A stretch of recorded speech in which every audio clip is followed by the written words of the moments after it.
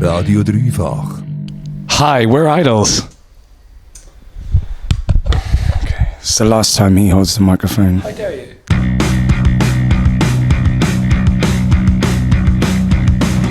My mother worked 15 hours, 5 days a week. My mother worked 16 hours. Thanks for having us, Dreifach. We're feeling good. We're feeling very excited to be in Switzerland and in a really beautiful venue that used to be a cinema. And Lee looks tired. Are you tired, Lee? I feel tired, yeah. But we're ready to go home.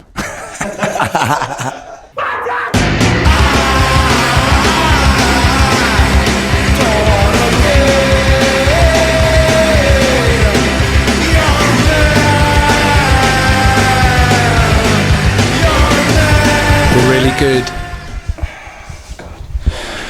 I think the reason in our surge in popularity in recent years is because we've had 2 albums to build on slowly over time and talk about and tour. I think there's a certain feeling of unrest in Europe and America and the UK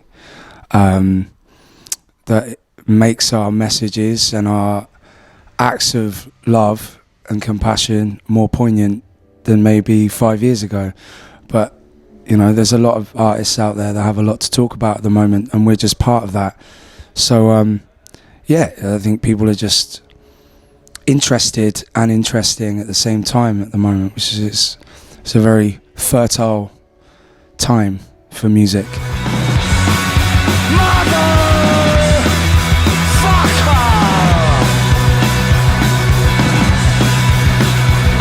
I think our main concern as a band is to be the best musicians we can be, which means that like the politics that we talk about day to day that come into our music are always going to be secondary because we're musicians and that's why we're here. We want to write music together.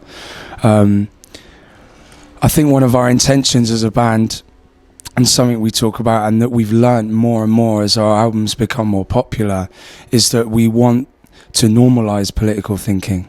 We don't want to be seen as a political band. We want everyone to be talking about politics because there is a real strange air of sinister disillusionment with people in Britain and Europe and beyond.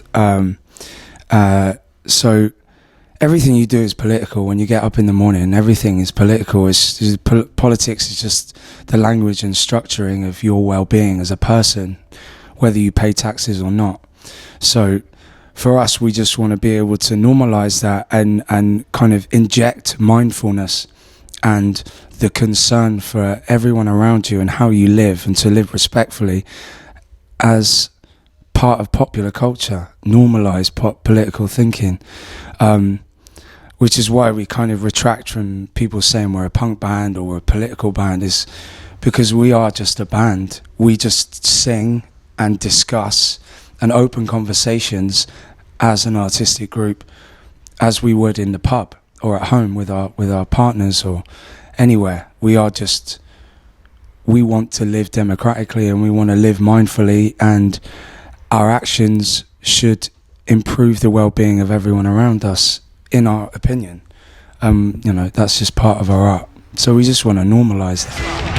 He said these boots are made for stomping, and that's just what they'll do. One of these days these boots are gonna stomp all over you. There was a big response to a couple of things, such as sort of the resurgence in right-wing politics across Europe and across the US, and then the big thing that was Brexit. And whilst there was a rise of kind of populism and right-wing thinking, the response to that from people like us, kind of leftist, liberal kind of thinking, was to react in a negative, kind of angry way, and to focus on the negative. What we thought was a better response and a more positive response and a more forward-thinking response is to go, well, you seem to hate immigrants.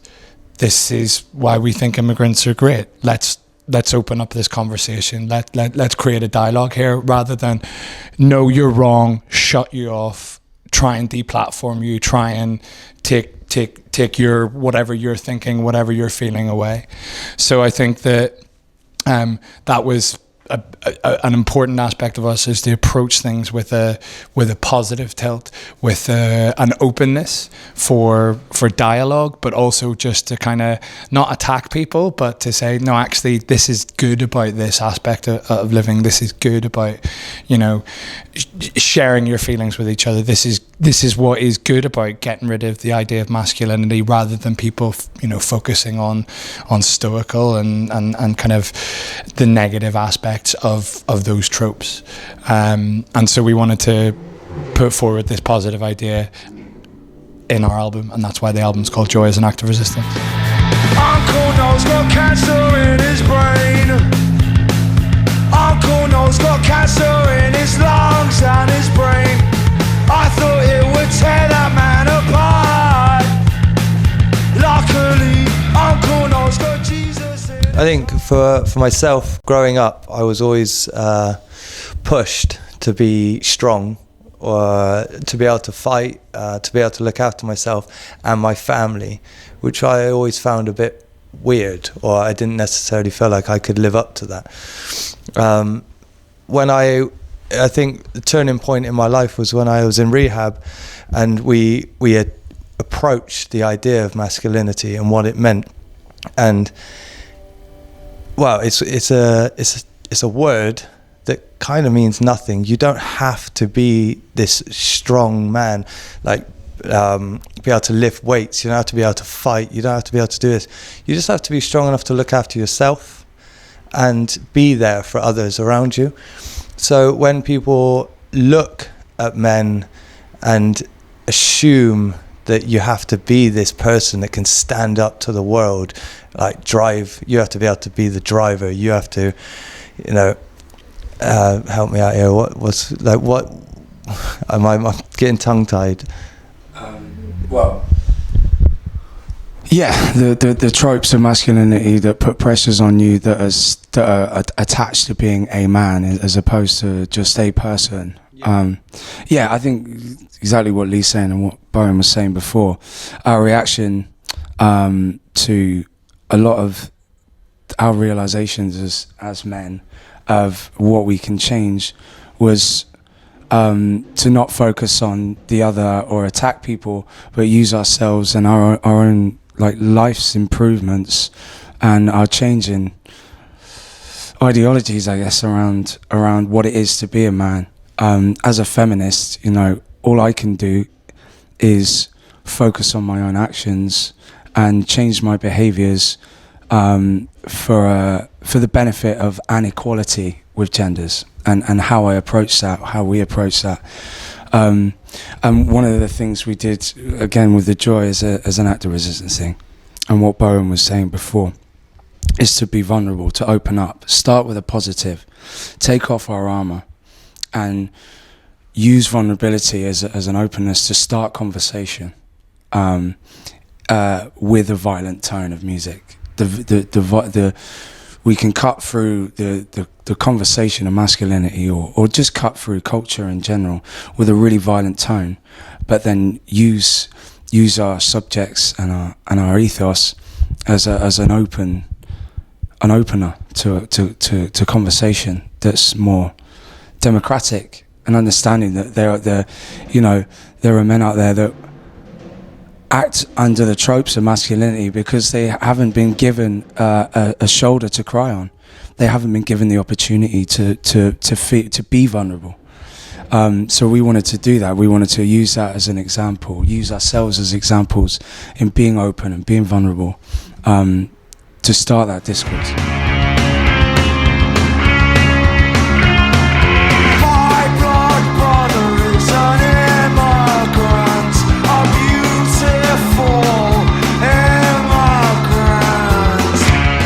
There's a real plurality to our art, and I can't apologise for that. If people misunderstand it, then I guess there's barriers there, but there's always going to be barriers. We're human beings. Like, we're not here to be dishonest. And we have grown up with the tropes of masculinity, and the music we love is violent. Like the art that we love is violent. Caravaggio, violent. There's violent tones, there's violent imagery, violent form. Just like our music is violent, it's aggressive. The form is aggressive, the tone is aggressive, it cuts through. And that's something we love. But what we can do is be mindful of our words and how we approach the interaction with the audience, show the audience compassion, show each other compassion. As a theatre on stage, our behaviour is amplified, and if we show compassion to the audience and ourselves, then it should in time change the narrative. But we're not going to be understood by everybody. But that's not what we're here for. We have to be honest, and we have to be transparent. And that is flawed. We are flawed people. We're not perfect. We're not trying to be the new messiahs of anti-misogyny. We're trying to be transparent in order to start a conversation about the problematic nature of masculinity. So, yes, we will be misunderstood, but over time, if we keep acting, our artistic language becomes more concise and our behavior becomes more consistent to our ideologies, which will take a long time, because only in your adult lives do you really start to understand the relationships between your past, your id, and your ego and your superego. It takes a long time to really learn the language of who you truly are and how you behave in a way that is acceptable to everyone. But we're just trying to be as respectful and honest as possible. But it's always going to take time. I think also that like the that use of it being kind of the plurality that's there helps you become a Trojan horse and helps you to have a dialogue and open up dialogue there. I think that like if we were out and out openly, one towing one line and avoiding the aggressive macho nature that it is to be five men on stage making violent music is going to attract that kind of guy to our shows. But that's great because we're not just preaching to converted. If we had a room full of people that completely get what we're trying to say, then we're just stuck in an echo chamber and we're on Facebook and the internet and just not being effective at all. Whereas if we do get people coming to our shows that maybe hear the tone and are attracted to that macho element to it, then eventually they're going to notice different people in the room, and that might be the first time that they've been in a room with openly gay people and openly feminine men and openly people that are putting questions and people that are open to that plurality.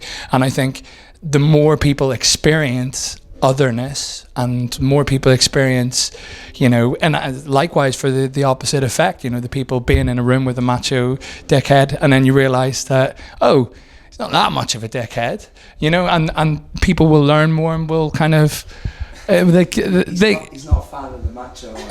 but that's a really good point. There will be hopefully a congregation of people that wouldn't necessarily be in a room together before because of the tone of our music and our outlook that's pervade through the music, that it will be and joy is an act of resistance. The thing is to enjoy each other and to joy the other. That's what we're trying to do, and we can't do that by, like Brian's rightfully said, preaching to the converted. I want the macho aggressive guys to be there so that they can learn how to become open-minded, but that also is the case for the other guys that we would more likely be in a bar with, that can then learn from that. It's the same thing with Brexit. Loads of my friends were online just calling people racist and stupid because they voted for Brexit. It was like, well, they are not necessarily the people that you want to be attacking, because they've lost their jobs because of a conservative government, and they're told that it's immigrants' fault. So how do you deal with that? You know, you got to change that dialogue by meeting those people. You can't just have an us and them and expect union. Council house and violent. I'm laughing at the tyrants. I'm sleeping under sirens whilst wondering where the time went. I'm scarred. I'm scarred. Yeah.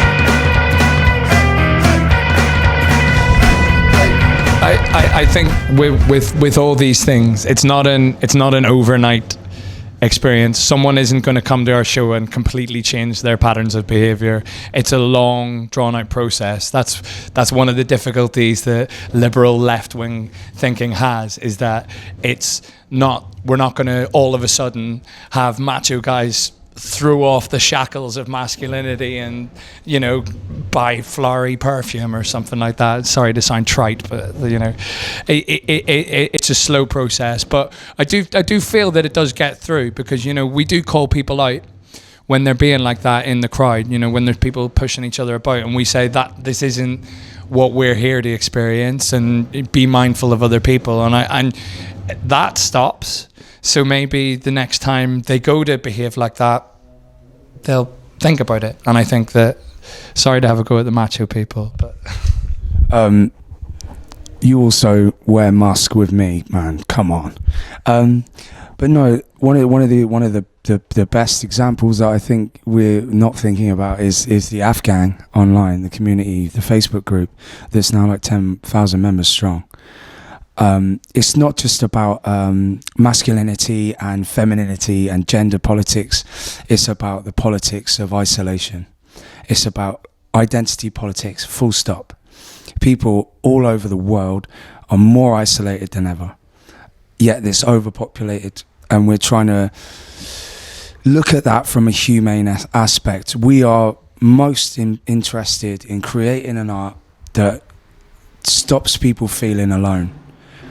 And from that, Afghan has arrived, and they've built something themselves, a community of people that happen to like Idol's music, but have created a support network for each other where they feel safe to open up. And the people in that group are in no way linear. It is not predominantly anything. It's a mix of people that feel safe to be themselves, and that is fucking magic, and that's exactly what we're about.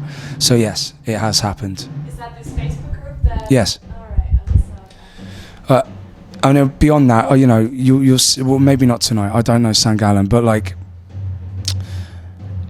especially in the UK where we've got our biggest audiences, the congregation of people there are not a typical gig audience. They're very varied age groups, races, gender, everything. It's a mix, and it's a beautiful mix, and that's something I think we should be most happy with, is that we're not fashionable, and that, you know, that's not excluded people that might not necessarily feel cool, and we're not, you know, we're not anti this, we're not anti that. We're pro conversation, and we're open-minded, and that's drawing people in from all corners, and that's fucking good.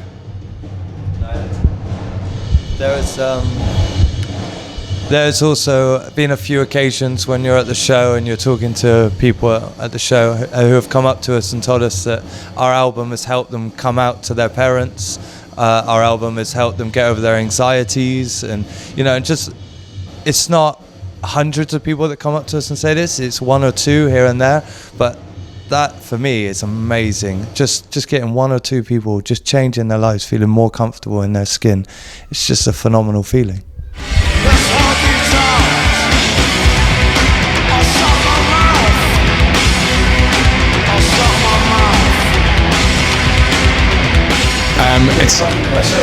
It's an act of vulnerability. Honestly, in part of it is to do with wet laundry. So I sweat a lot. So if I just have one pair of trousers that get soaking wet that are quick dry, then I can survive a 3-month tour. I'm not very good at tidying up or like dealing with wet stuff. So that actually is a small part of it.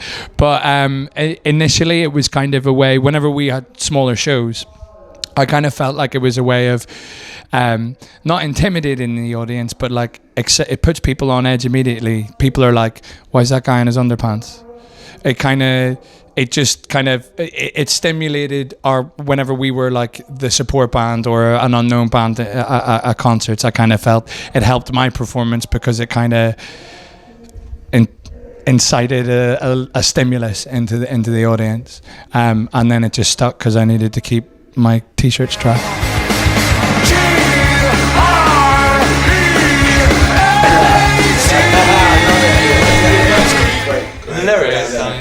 Oh, spelling in the songs. I was like, I don't know.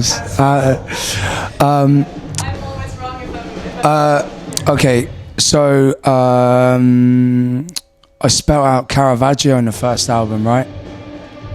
That's just because I thought it'd be really hard and cool to do.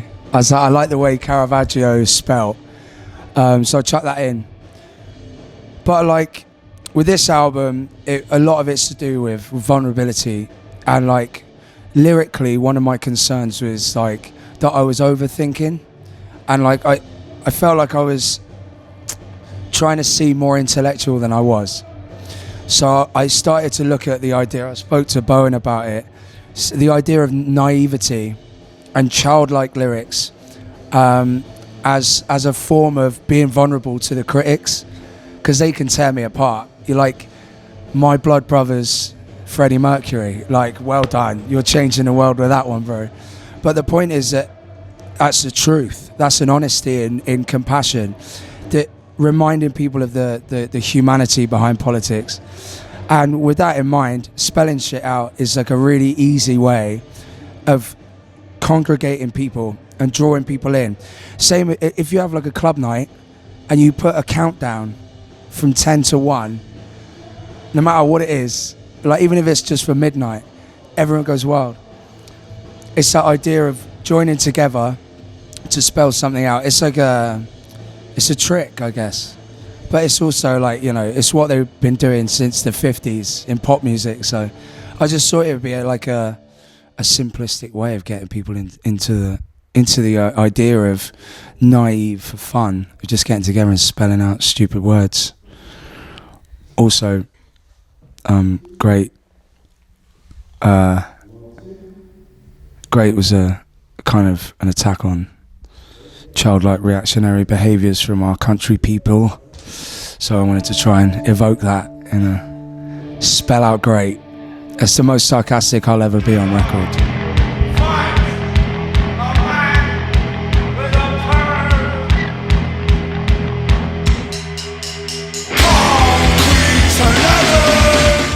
Okay, if I had one wish to become true, I'd wish for Bon Jovi to be my father. My dad is. I think he's the king of the gypsies in Ireland, but these guys don't think so.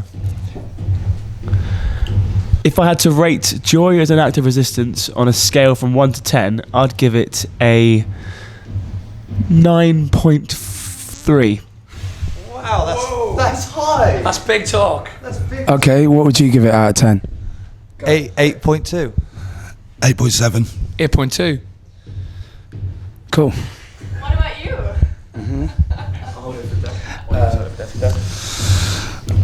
I mean, this doesn't really apply to me, but there's one question I've never been asked in an interview and I always wanted to answer. The question is, well, What do you want to be asked? I don't know. What do I want to be asked? Favourite cheese? It's probably Edam. Edam. Favourite cheese? Edam. Mine's Comté, Switzerland. Cheesecake. You got to pick up a thing. Just Forgotten the process, sorry. The dumbest thing I've done in the past month was when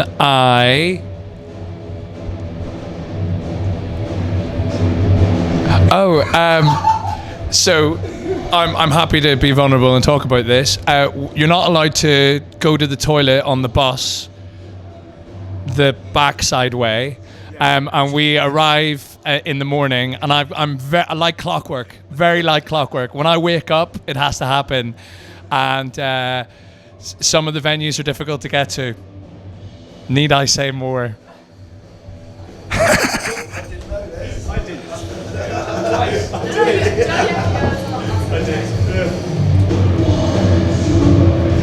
you want me to read it out to you? Yeah. If I could tell my 20-year-old self one thing, I'd tell him... Love yourself. 9.1. Yeah, oh, you didn't say it into the mic. If I could tell my 20-year-old self something, it would be love yourself. Yes. In 10 years, I want to be Bon Jovi.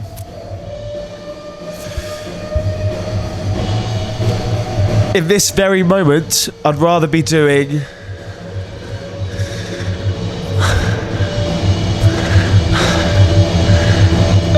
having a swim? I don't know, I've got a really bad shoulder right now. Yeah. Just sit in a pool. Massage. Yeah, having a massage. But same time. Okay, so if I had to lick one member's sock, I would lick. Oh. This is disgusting. It's probably going to be Lee's. Oh. Yeah, I think it's got to be Lee's. I think Lee's is. So yeah. He just seems the cleanest, and yeah. The best thing about touring is, you can't go to the toilet on the bus. And, best thing about touring is getting to travel around the world, meeting wonderful people, asking interesting questions, and trying different chocolate milks. Not playing shows then. I guess. Sorry, yeah, tour live. Sorry. If I met Theresa May, I would punch or hug her. I'd hug her, obviously. She's a human being. I wouldn't punch her. And she definitely needs love in her life, I think. Most right-wing people do just need love, I think. Or Bon Jovi. That's a fact.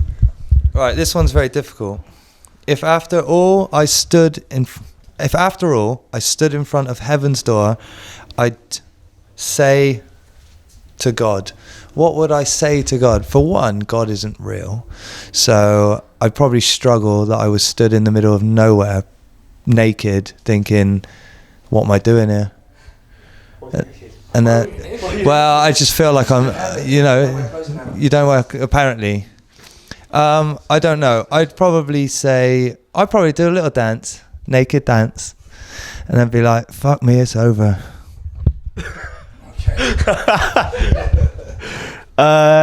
This one's quite easy for me.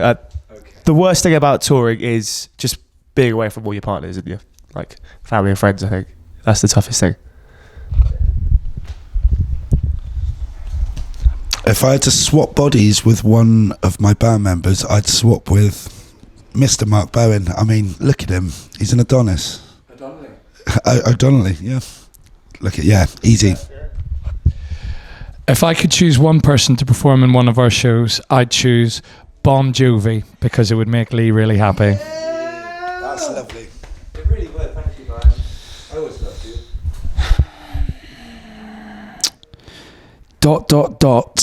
breath is the worst in the morning. Bowen's breath is the worst in the morning. And the evening. And midday. And he's a dentist. No, but only in the morning. And my breath smells in the morning. So let's leave it there.